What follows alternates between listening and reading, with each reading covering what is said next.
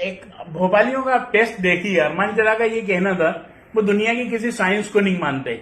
कहने लगे कि बेटे अब्दुल्ला कहाँ जा रहा हूँ? मैंने कहा था फार्म हाउस जा रहा हूँ। कहने लगे फार्म हाउस की डेफिनेशन क्या है? मैंने कहा परवलिया पे 14 एकड़ जमीन ले ली, एक छोटा सा घर बना लिया, वीकेंड पे चले जाते हैं।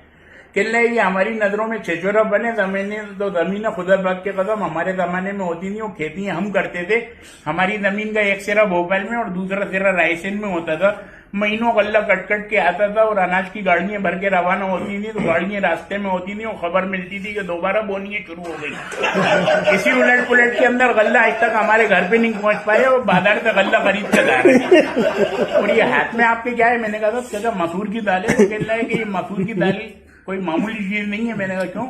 कहने लगे पाकिस्तान के अब्दुल कादर खान जो हाईलैंड से एटम बम का फार्मूला चुरा के लाए हैं वो डुप्लीकेट है। एटम का ओरिजिनल फार्मूला तुम्हारे चचा की उंगलियों के नाखूनों में सड़ रहा है, मगर शुगर के बच्चे इसलिए नहीं बताते कि इतवारे बुधवारे में एटम बम फेंकते फिरोगे। तो मैंने कहा था वो तो यूरेनियम से तैयार होता है एटम बम, आपको वो फार्मूला कहाँ से मिल गया? कहने लगे यूरेनियम कोई खास चीज नहीं है, मसूर की दाल के छिलकों को दूध में भिगो के चांदनी रात में सुखो लो तो यूरेनियम का बाप तैयार हो जाता है।